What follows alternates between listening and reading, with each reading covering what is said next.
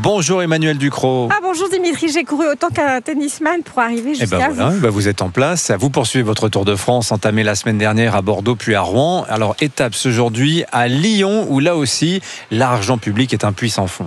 Alors je ne vous resitue pas le cadre, dette galopante, finances publiques exsangues, prélèvement au maximum, ce qui devrait conduire tout le monde à un peu de retenue dans l'usage de l'argent des contribuables. Le message n'est visiblement pas parvenu à Lyon non plus.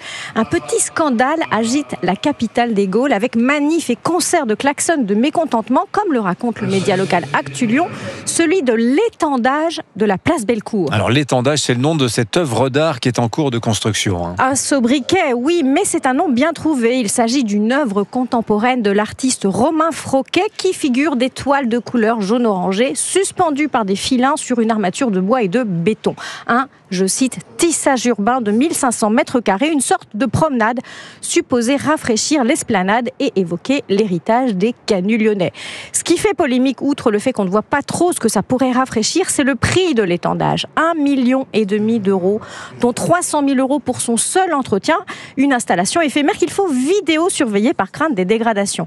L'opposition s'étrangle de cette gabegie. C'est le Tancarville le plus cher de France. D'autant que ce n'était pas ce qui était prévu. Mais non, la place Bellecour, qui est effectivement une pierrade en plein été, devait être arborée, ce qui reste la façon la plus efficace d'apporter ombre et fraîcheur. C'est d'ailleurs ce que voulaient les habitants qui avaient choisi la solution proposée par le maire écologiste de Grégory Doucet via un budget participatif en 2022. Mais le maire s'était un peu avancé en proposant cette végétalisation en pleine terre, vu que sous la place, il y a un parking et un métro. On ne peut pas y implanter des arbres.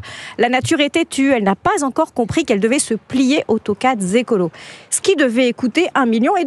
Le budget a donc été affecté à une œuvre d'art éphémère. C'est le même montant. Cherchez l'erreur. Oui, c'est d'autant plus agaçant qu'à Lyon aussi, Emmanuel, les élus se sont plaints des économies que le gouvernement exigeait des collectivités locales. Le budget lyonnais, c'est un peu moins d'1 milliard d'euros, 969 millions d'euros précisément. Et lors de l'élaboration du budget, le gouvernement Barnier demandait à la ville 25 millions d'économies.